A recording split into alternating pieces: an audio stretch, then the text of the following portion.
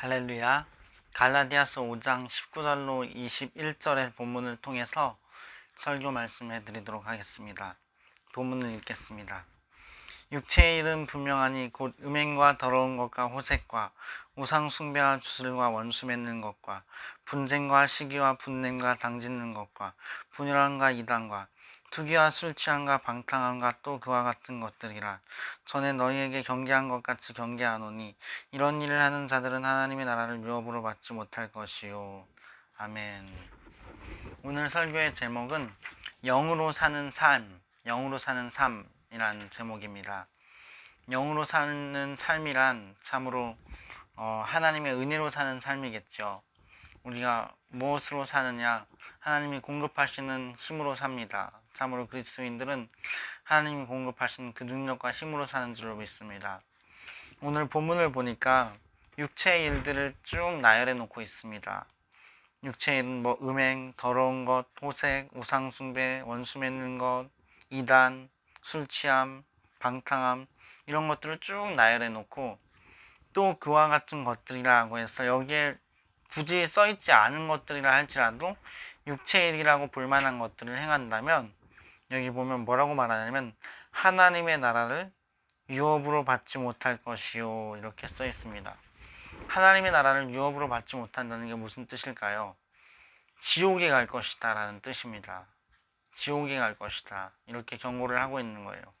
그래서 지옥의 경고를 우리가 잘 받아야 된다라는 것을 우리가 명심했으면 좋겠습니다. 우리가 천국 갈 것이라 할지라도 지옥을 염두에 두고 사는 삶과 염두에 두지 않는 삶은 매우 다릅니다. 지옥을 염두에 두는 삶은 참으로 하나님 앞에서 우리가 넘어지지 않고자 노력하고 발버둥 치는 삶이 되는 거예요. 지옥을 염두에 두는 삶은 하나님께 거룩함과 경건함으로 우리 자신을 드리고자 하는 삶이 들고 발버둥 치는 삶이 들고 더욱더 노력하는 삶이 되는 것이죠. 경건의 훈련에 힘쓰는 삶이 되는 것입니다. 그러나 지옥을 염두에 두지 않으면 브레이크가 없는 자동차와 같아요. 그냥 막 달려가 버리는 거예요. 죄악을 향해서, 세상을 향해서 아무런 제한 없이 그냥 달려가 버리는 것입니다. 어떤 사고가 날지 모르는 것이죠. 끔찍한 것입니다. 그래서 우리의 행실을 고치고 우리가 거룩함과 경건함을 지키기 위해서라도 지옥의 경고를 잘 받아야 되는 것입니다.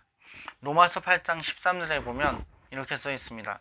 너희가 육신대로 살면 반드시 죽을 것이로되 영으로서 몸의 행실을 죽이면 살리니 이렇게 얘기합니다.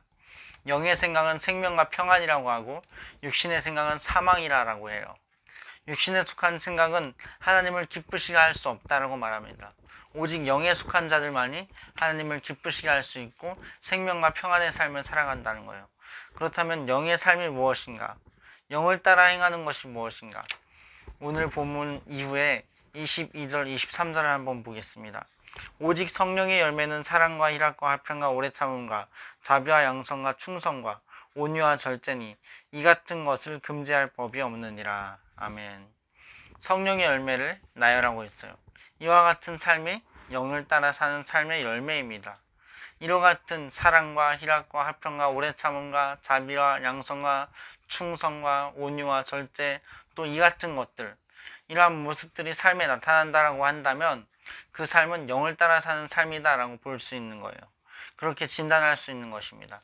그래서 우리가 나 자신을 진단해 볼 수 있어요. 내가 과연 정말로 거듭났는가? 내가 참으로 제대로 된 그리스도인인가? 다시 한번 자신을 주의 깊게 살펴보시기 바랍니다. 그리고 성령님을 삶에 초청하십시오. 성령님의 도우심을 구하십시오. 영을 따라 사는 인생을 살아갈 수 있도록 하나님의 도우심이 있기를 하나님께 기도하시기 바랍니다. 자, 오늘 본문은 육체의 일들에 대한 것입니다. 이런 술 취함, 방탕함, 또 우상 숭배, 음행, 호색 이런 모든 그런 육체의 일들의 그 배후에는 뭐가 있을까요?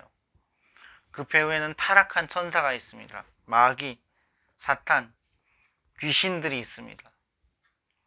눈에 보이지 않지만 분명히 존재하는 그들은 인류의 적이요 하나님의 적입니다. 그러나 하나님께서 그들과 동등하게 맞짱 뜨시는 게 아니죠. 하나님의 손 아래에 있습니다. 그들은 하나님의 손바닥 아래에 있어요. 그들은 결국엔 영원한 멸망으로 지옥에 갇히기로 결정되었습니다. 그러므로 그들이 최후가 결정되었다는 걸 알고 마지막 때가 가까웠다는 걸 알기 때문에 더욱더 발악하며 그들이 사람들을 넘어뜨리고자 애를 쓰고 있는 것입니다. 제 한 경험을 말씀드리고자 해요. 제가 어떤 효과적인 예언 영상을 본 일이 있습니다. 그 예언 영상이 너무 효과적인 예언이었어요. 진짜 꼭 필요한 예언 영상이었고 굉장히 되게 유익한 예언 영상이었습니다. 그런데 그것을 이제 집중해서 보기 시작하니까 그것을 볼 때에 이제 어떤 특별한 느낌도 없었고 소리가 들린 것도 아닌데 마치 환시를 보는 듯이 그 예언 영상 속에 예언하는 사람이 갑자기 막 초콜릿도 먹고 과자도 먹고 아이스크림도 먹고 그렇게 축 처져가지고 이렇게 해벌레해지는 것 같은 그런 모습을 나타내 보이는 걸 봤어요. 저는 제 눈을 의심했습니다. 그런데 알고 보니까 나중에 생각해 보니까 그거는 그 예언 영상의 영상이 그대로 내게 보인 게 아니고 귀신이 내게 그렇게 보이게 역사한 거예요. 그러니까 그 예언 영상을 못 보게 하려고 나 나름대로 내 비판으로 내 판단으로 그 예언 영상에 나오는 목사님을 판단하고 비판하고 돌아서게 하려고 귀신이 나한테 역사했던 겁니다. 그 예언 영상을 저는 끝까지 다 봤죠. 계속해서 봤습니다. 그러고 나서 그 예언 영상을 접한 이후에 저는 목사 안수를 받게 되었습니다. 교회를 지정하여 출석하게 되었습니다. 큰 유익을 얻은 것이죠. 힐송교회 브라이언 윈스턴은 이렇게 얘기했습니다.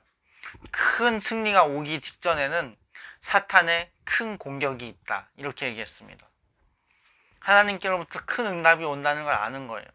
하나님께로부터 큰 승리가 오고 있다. 하나님의 영광이 임하고 있다는 걸 마귀가 두려워하여서 그때가 되면 더 발악을 한다는 것입니다. 그래서 귀신들이 그렇게 크게 공격하는 부분들은 대다수 예수 믿고 거듭나기 이전에 짓던 그 죄, 우리에게 약한 그 부분을 공격한다는 것입니다. 그래서 그 부분은 각자가 다릅니다. 어떤 사람은 어렸을 때 참 불우한 가정환경을 지내서 가정에 대한 얘기만 나오면 온 삶이 무너진다든지, 또 어떤 사람 외모 컴플렉스가 있어서 외모에 대한 얘기가 나오면 힘들어진다든지, 또 여러 가지 사람들이 약한 면들이 있습니다. 그것들을 마귀가 건드리고 공격한다는 거예요. 그 각자 다른 부분들을 공격한다는 겁니다. 돼지가 도살장으로 가는 그러한 열맞춰 가는 예화가 있습니다. 돼지는 막 아주 질서 없는 동물이에요. 사람을 제대로 따르지 않습니다. 그냥 막 뒹굴기도 하고 아주 무질서한 동물입니다. 그런데 돼지가 막 열을 맞춰서 어떤 사람을 다 따라서 쇠창살이 쭉 내려가기까지 도살장에 다 들어가서 그대로 그냥 들어가는 것을 봤대요. 어떻게 그렇게 했냐고 인도한 사람을 따라가서 물어봤더니 콩을 뿌려주면서 갔답니다. 돼지는 콩을 좋아한다는 거예요. 그래서 콩을 한 줌씩 조금씩 뿌려주면서 가면 돼지는 콩을 먹느라고 자기가 도살장으로 가는지도 모른 채 거기로 다 따라가는 거예요. 마귀가 우리에게 이렇게 역사하고 있습니다. 마귀가 지옥에 데려가기 위하여서 이런 역사를 우리에게 이루고 있는 겁니다. 여러분 기억하십시오. 단 하나의 죄 때문이라도 지옥에 갈 수 있습니다. 단 하나의 죄 때문이라도 지옥에 갈 수 있습니다. 천국은 죄가 용납되지 않는 곳이기 때문입니다. 그럼 우리는 죄를 미워해야 되고 죄를 경계해야 됩니다. 죄를 참으로 안 지으려고 노력해야 돼요. 그것이 거듭난 그리스도인의 표적이고 그 증거입니다. 죄를 미워하는 것. 우리가 비록 넘어진다 할지라도 계속해서 죄를 뚫고 이겨내고 일어나는 것. 그것이 거듭난 참된 그리스도인의 표징입니다. 진정한 성도는 안 넘어지는 완벽함을 가진 사람들이 아닙니다. 진정한 참된 성도는 조금씩 실수하면서도 계속 전진하는 겁니다. 3보 전진하고 2보 후퇴하고 3보 전진하고 2보 후퇴하고 이런 계속적인 성장을 거듭하는 사람이 진정한 성도입니다. 그 삶 중심에는 하나님의 은혜가 있습니다. 하나님의 전적인 은혜, 하나님의 주권적인 붙드심이 있는 것입니다. 그런 하나님의 은혜가 있는 사람이 진정한 성도라고 말할 수 있습니다. 우리 자신의 존재와 우리의 구원을 붙드시는 하나님의 은혜, 그것이 있기에 우리가 성도라 부르심을 받고 천국을 향하여서 전진할 수 있는 것입니다. 그러므로 우리의 모든 영광은 하나님께 올려드려야 됩니다. 하나님께 그 모든 영광을 올려드려야 마땅한 것입니다. 마귀에 대해서는 뭐라고 말하면 돼요? 하나님 나와 함께 하신다. 너 까불지 마. 예수님의 이름으로 떠나가라. 이렇게 하면 돼요. 그런데 마귀는 포기하지 않습니다. 쉬지도 않고 포기하지도 않습니다. 우리가 정상적인 삶으로 어떻게 거룩하게 살아갈 수 있을까요? 마귀는 24시간 쉬지 않는데 우리는 잠을 잘 때도 있고 때로 하나님을 기억하지 못하는 바쁜 순간도 있는데 어떻게 마귀한테 우리가 휩쓸려 가지 않고 살 수 있을까요? 그것은 임마누엘이 있기 때문입니다. 하나님이 함께 계시기 때문에, 하나님 우리와 함께 계시기 때문에, 그리고 천사가 지키고 있기 때문에 우리가 은혜로 보존되고 있는 것입니다. 그러므로 우리가 늘 하나님과 화목하기를 추구해야 됩니다. 그것을 주의해야 되는 것입니다. 늘 하나님과 화목하고 하나님과 벽이 있어서는 안 되고 하나님과의 관계가 온전해야 되는 것입니다. 우리가 회개로 죄를 씻어내고 자꾸만 우리의 시각을 하나님께로 향하고 위의 것을 찾고 그리스도를 바라보고 하나님께 붙쫓아야 되는 것입니다. 마치 롯이 시어머니를 붙쫓았던 것처럼 우리 평생의 삶 가운데 순간순간에 하나님을 붙잡고 하나님을 쫓아가야 되는 것이죠. 결국 우리 삶 전체가 하나님의 은혜로 유지되고 지탱되고 있는 것입니다. 하나님이 베푸신 구원과 지키심이 있습니다. 그래서 시편에도 수많은 시들이 그렇게 하나님의 은혜를 찬양하고 있습니다. 시편 23편의 시도 그런 하나님의 은혜를 찬양한 시입니다. 제가 오늘 한번 시편 23편을 한번 읽어드릴 테니까 다시 한번 묵상해 보시기 바랍니다. 여호와는 나의 목자시니 내게 부족함이 없으리로다. 그가 나를 푸른 풀밭에 누이시며 쉴만한 물가로 인도하시는도다. 내 영혼을 소생시키시고 자기 이름을 위하여 의의 길로 인도하시는도다. 내가 사망의 음침한 골짜기로 다닐지라도 해를 두려워하지 않을 것은 주께서 나와 함께 하심이라.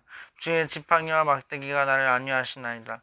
주께서 내 원수의 목전에서 내게 상을 차려주시고 기름을 내 머리에 부으셨으니 내 잔이 넘치나이다. 내 평생의 선하심과 인자하심이 반드시 나를 따르리니 내가 여호와의 집에 영원히 살리로다. 아멘.